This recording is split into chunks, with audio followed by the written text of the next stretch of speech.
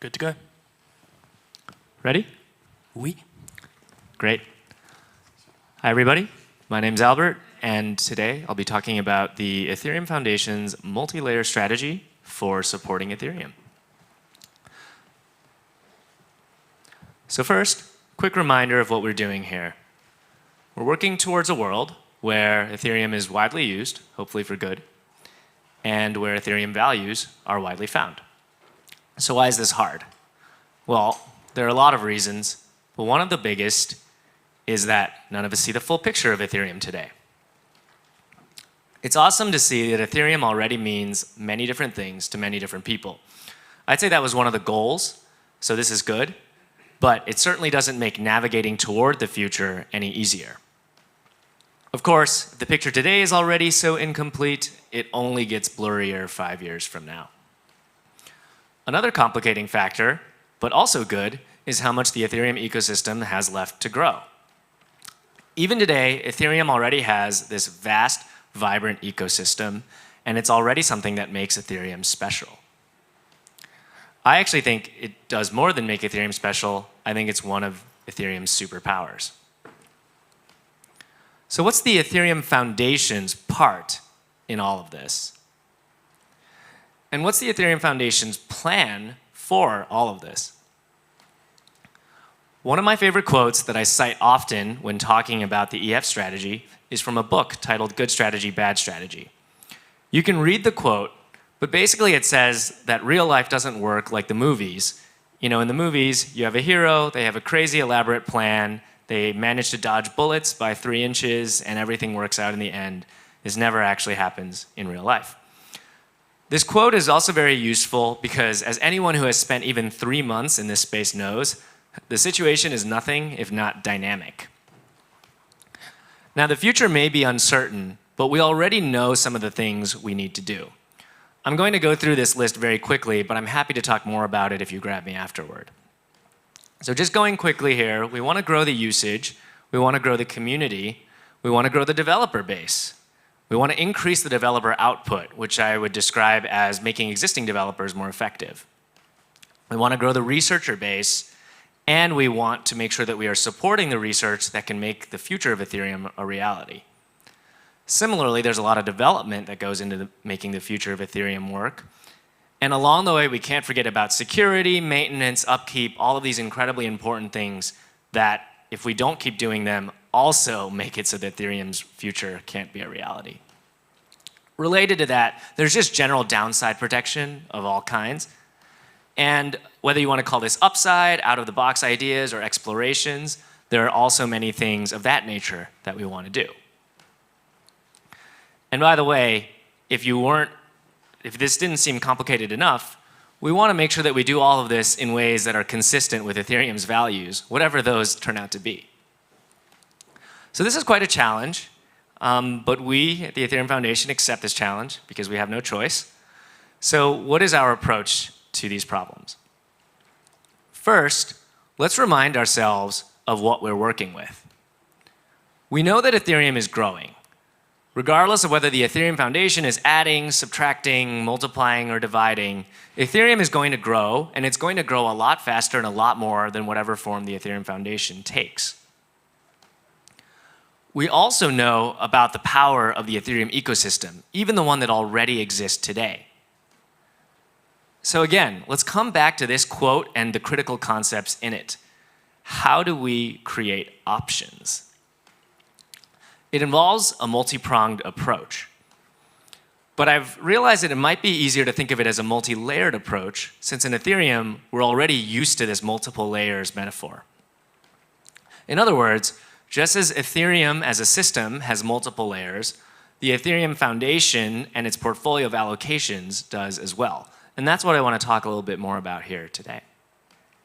So let's walk through these allocation layers. First off is what I would call Allocation Layer 0. These are the traditionally supported projects and functions. When you think about a team inside an organization, that's the model that fits here.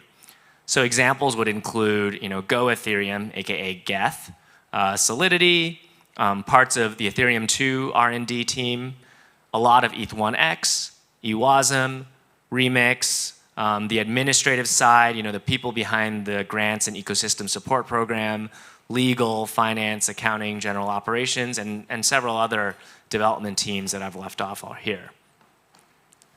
Now, how do allocation decisions get made at layer 0 for the EF? Well, it's actually largely team lead driven. It does have some similarities to how grant applications get evaluated, but there isn't a notion of here's the direction from above that everyone follows. Rather, teams and their leads are asked to submit budgets and roadmap proposals, and others work together to evaluate these proposals, review them, and help improve them. In practice, it's been rare that massive adjustments get made, so you can think of this more as like a checks and balances system than a centrally planned one. The decisions for how the resources distributed at allocation layer 0 are pretty distributed, actually, and in practice, they turn out to be surprisingly equally distributed.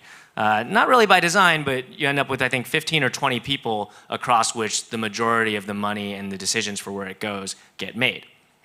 Most of the people are focused on their slice, their team, but there's about 3 to 5 people who are more focused on reviewing across slices, mostly to check for obvious outliers.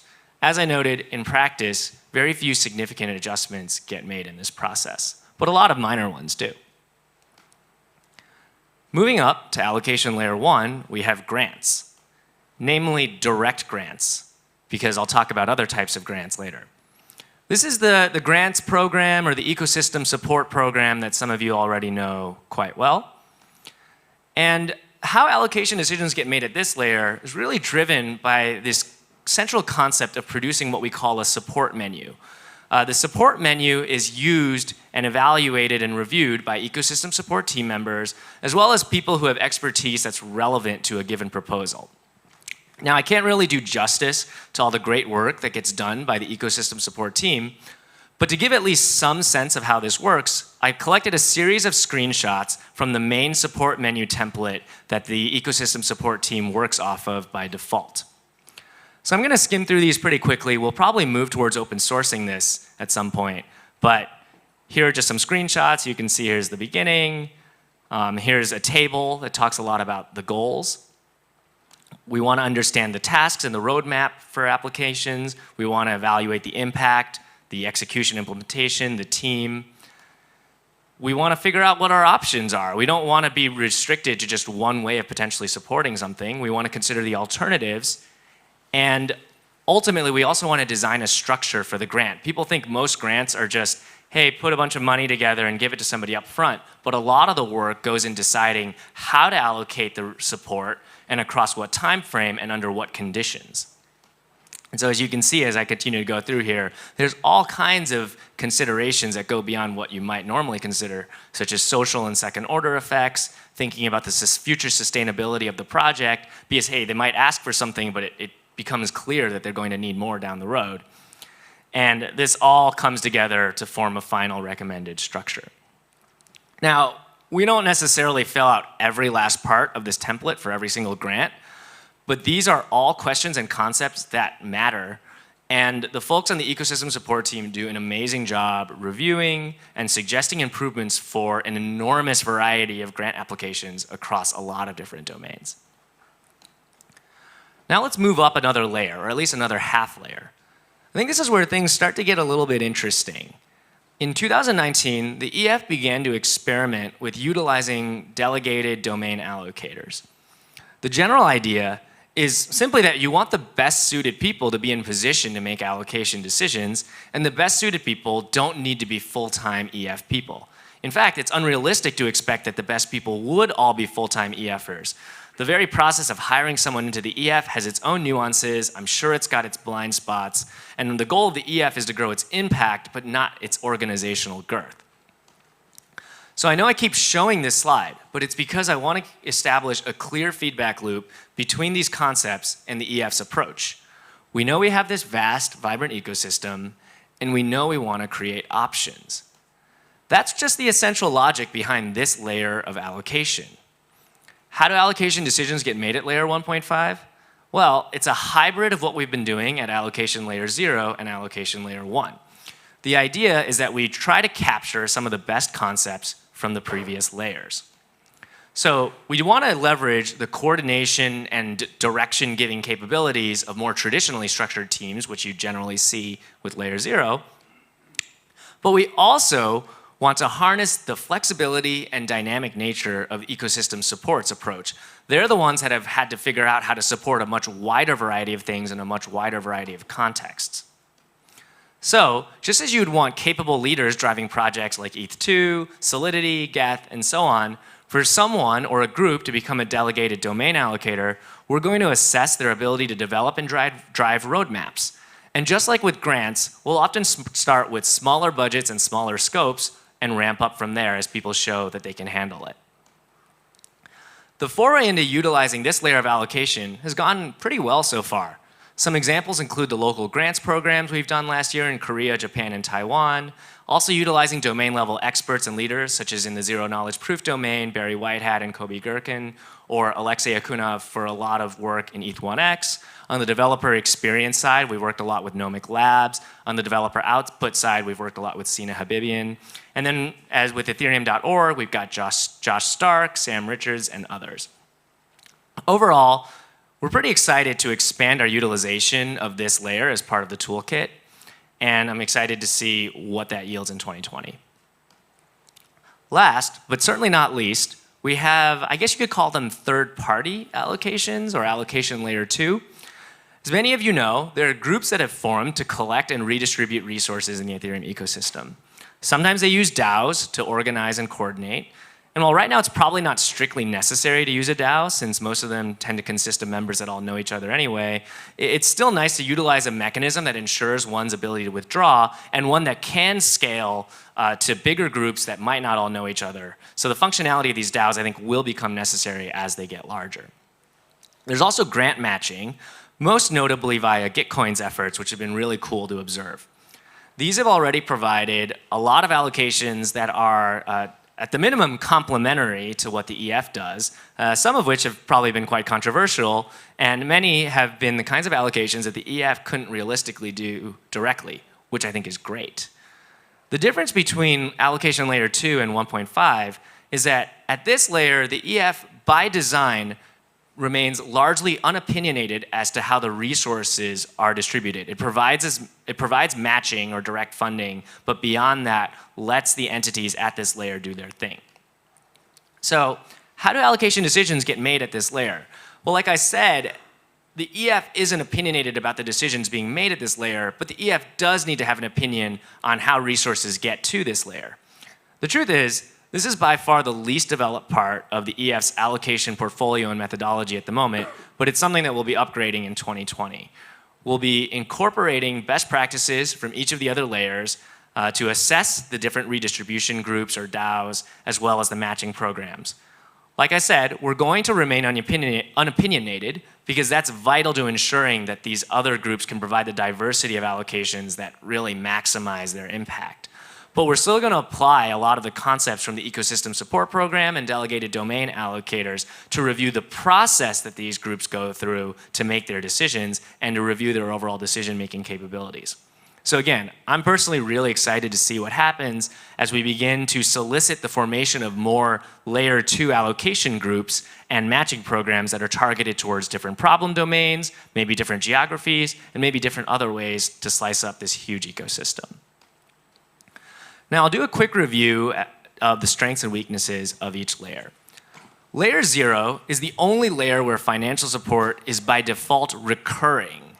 That's obviously a pretty big deal. It's great because it allows teams to comfortably focus on longer-term roadmaps, but it might not be as great in the sense that it changes the accountability dynamics and impacts the longer-term flexibility of the EF.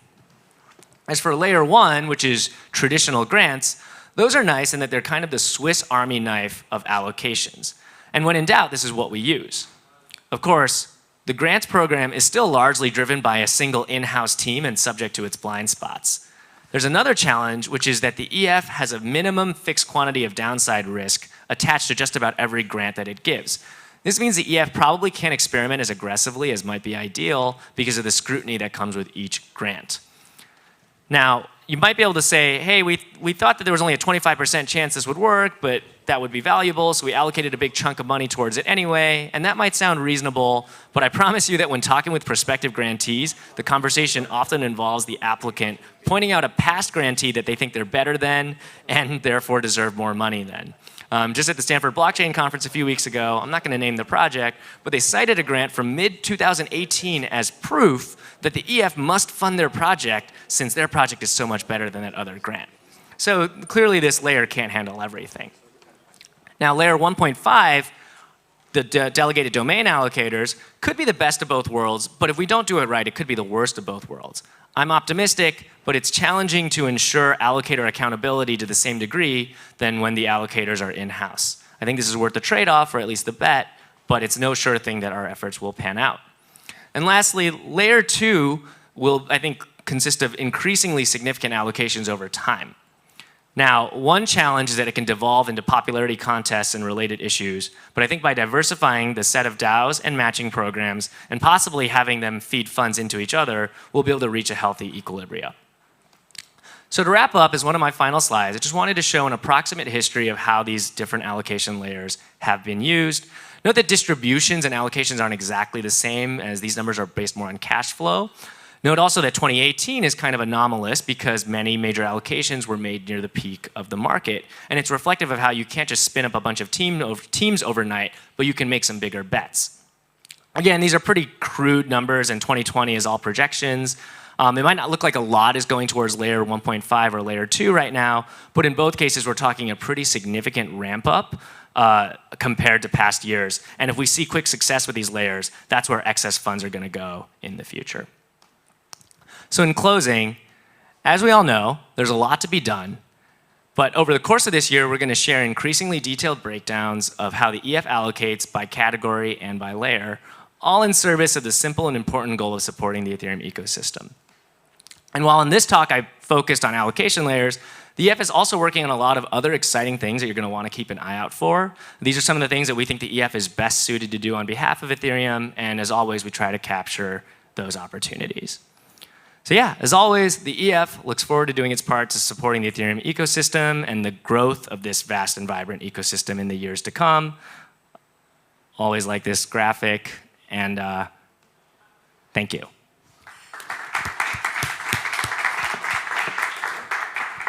Thank you very much. Questions? I'll move back to this slide because it's cooler. Yeah, thank you. Thank you very much for your talk. If you could actually go back to one of the first slides where you showed the different meanings to people of Ethereum. I wanna remember. Sure. Yeah. Which one? The one where there is the Ethereum symbol in the middle and all the different meanings that people give to Ethereum. Yeah. Yeah. Let me go. I just want to take advantage of a representative of the Ethereum Foundation to be here to ask you the following question. Yesterday there was an interesting talk about this American guy who was saying that actually having different meanings of Ethereum is actually it's not helping the community. So he was arguing that we should have only one explanation of what the Ethereum is, you know? So could you please kind of share with me your opinion on this? You know, I definitely understand the temptation to want to have one explanation of what Ethereum is. I think in practice, it's probably unrealistic at this point, and so that's what we have to work with. It's not that I'm necessarily for or against it, but even this is barely a sample of what Ethereum means to a lot of people. And then when you factor in the challenges of communicating about it to people around the world in different languages and with different perspectives, I've generally felt that it's unlikely you're going to be able to do that unless you really, really, really narrow down, like overly, I think, narrow down the scope of what you want Ethereum to be. That said, it is an impediment to people understanding Ethereum and getting more interested in it. My hope is that there's middle grounds. I don't think we've like fully explored the space of how to describe or talk about Ethereum, and therefore we should give up on there being multiple concepts. But I do definitely understand the frustration. I mean, I certainly experience it myself when I try to talk about what Ethereum is. To some people, they love that it can be a lot of things. To other people, they're like, I don't want to hear that it can be a lot of things. I want to hear what it is. And when I encounter people like that, I do wish that there was a crisper way to describe it.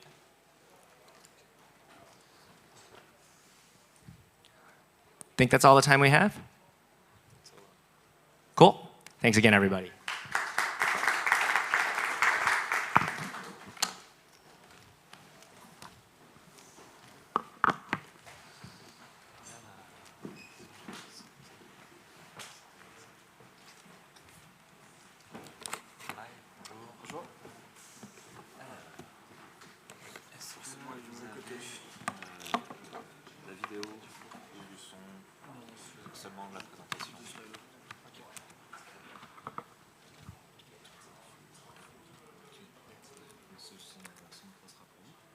Le mieux, c'est de l'avoir.